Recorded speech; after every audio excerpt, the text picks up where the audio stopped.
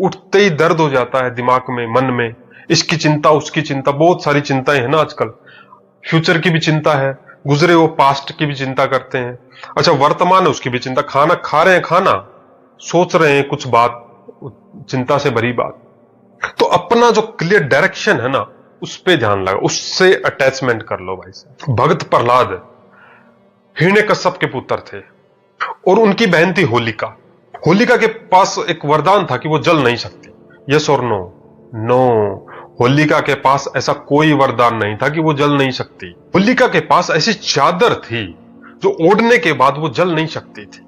और वो चादर है ना, वो चादर उनको ब्रह्मा जी ने दी थी कि जब आप इसको लपेट लोगे तो आप जलोगे नहीं। अब हिरण्यकश्यप ने कहा कि प्रहलाद को होलिका की गोदी में बैठा देते हैं और आग लगा देते हैं ताकि प्रहलाद जल जाए, क्योंकि होलिका तो जलेगी नहीं। अच्छा, चादर ओढ़ी होलिका ने और प्रहलाद को उनकी गोद में बिठाया। प्रहलाद को फियर नहीं है, प्रहलाद को डर नहीं है। क्या होगा? प्रहलाद को ये डर नहीं है। उनको इतना सा भी डर चिंता नहीं है भाई साहब को। ओम नमो भगवते वासुदेवाय, अपनी प्रार्थना में मगन है वो। एक्शन, परिस्थिति आपके हाथ में नहीं है, आपके हाथ में एक्शन लेना है। उन्होंने प्रहलाद को होलिका की गोदी में बैठा दिया, ऑर्डर दे दिए कि चलो जला दो।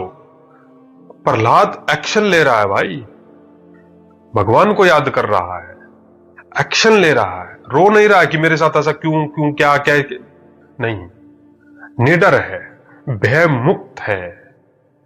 अब जब वो प्रार्थना कर रहे थे तो प्रार्थना तो चली गई विष्णु जी के पास। विष्णु जी उठे और सोचा कि तो मुझे याद कर रहा है, अब कुछ करना पड़ेगा।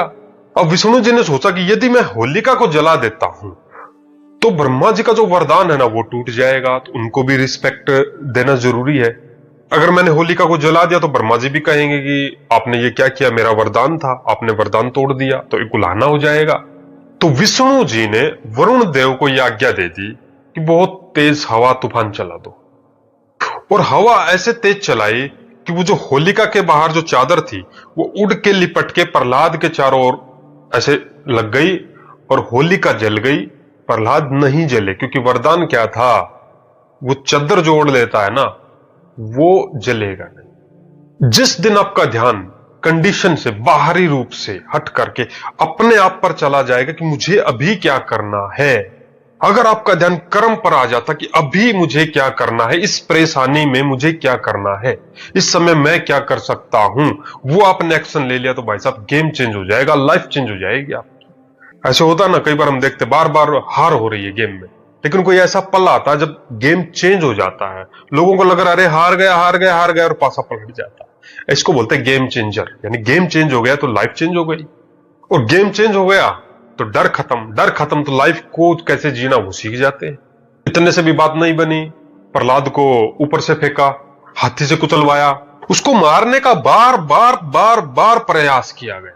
जैसे कई बार हमारे पास होता ना, एक प्रॉब्लम को ठीक किया, दो और आ गई, उन दो को ठीक करने के लिए पूरा जोर लगा रहे, चार और खड़ी होती। ऐसे प्रहलाद को बार बार मारने के लिए जोर लगाया।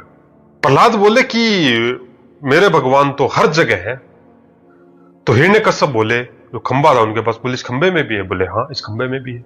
तो जैसे ही हिरण्यकश्यप ने उस खंबे को तोड़ा, तोड़ते ही उसके अंदर से नरसिंह अवतार में भगवान जी निकल आए और उनको मार डाला। अच्छा, मरने से पहले हिरण्यकश्यप बोले कि मुझे तो वरदान है, मैं तो मर नहीं सकता और मुझे कोई मार नहीं सकता, ऐसा मुझे वरदान है।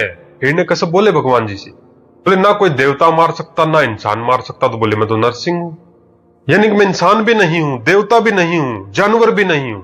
और दूसरा वरदान क्या था, ना जमीन पे मरूं ना आसमान में मरूं, ना घर के अंदर मरूं ना घर के बाहर मरूं, ना अस्त्र से मरूं ना शस्त्र से मरूं। तो उनको अस्त्र शस्त्र से नहीं मारा, उनको नाखूनों से मारा, उनको जमीन में आसमान में नहीं मारा, उनको गोद में बैठा के फाड़ दिया अंदर से। बोले ना अंदर मारा ना बाहर मारा, दहलीज पे खड़ा करके मारा। मैं प्रहलाद जी के बारे में आपसे यह बात कहना चाहता हूं कि जब अटैचमेंट एफर्ट से होता है, मतलब एक्शन में होता है, और रिजल्ट में आदमी डिटैच होता है। डिटैच मतलब अलग, डिटैच मतलब अलग, रिजल्ट पे उसका कोई ध्यान नहीं है, उसका सारा ध्यान कर्म करने पे है। तो व्यक्ति जो है ना फियरलेस हो जाता है, वो निडर हो जाता है, उसको किसी बात की कोई चिंता, कोई डर नहीं होता। ये गीता श्री कृष्ण जी ने अर्जुन को नहीं सुनाई, ये अर्जुन के माध्यम से हमें सुनाई है। यस और नो? नो, ये मुझे सुनाई है, हमें नहीं, मुझे। आप भी इस बात को ऐसे ही बोलो कि मेरे लिए गीता है। और लाइफ तो फियरलेस होनी ही चाहिए, टेंशन फ्री लाइफ होनी चाहिए। और उठते ही टेंशन, उठते ही दर्द हो जाता है दिमाग में, मन में, इसकी चिंता, उसकी चिंता, बहुत सारी चिंताएं हैं ना आजकल। फ्यूचर की भी चिंता है, गुजरे वो पास्ट की भी चिंता करते हैं। अच्छा, वर्तमान है उसकी भी चिंता, खाना खा रहे हैं, खाना सोच रहे हैं कुछ बात, चिंता से भरी बात। तो अपना जो क्लियर डायरेक्शन है ना, उस पे ध्यान लगा, उससे अटैचमेंट कर लो भाई साहब। रिजल्ट से डिटैच हो जाओ, रिजल्ट के बारे में ज्यादा नहीं सोचो, डायरेक्शन के बारे में ज्यादा सोचो।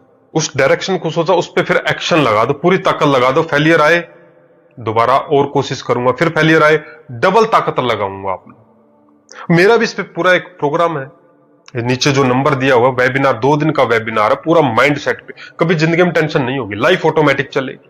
क्योंकि फियरलेस लाइफ के लिए मेंटली पावरफुल होना पड़ता है, और इसके पूरा का पूरा मेंटली पे ये हमारा 2 दिन का वेबिनार होता है। ये आप ज्वाइन कर लो। और इस वीडियो को ना, इस वीडियो को देश विदेश जहां हिंदी बोली सुनी जाती है, राज्य स्टेट जहां भी, उसको ग्रुप्स वगैरह में शेयर कर दो, और चैनल को सब्सक्राइब कर लो, और इस वीडियो पे ना कमेंट जरूर करना। तो ये वीडियो देखने के लिए आपका दिल से बहुत बहुत धन्यवाद, और जय श्री कृष्ण।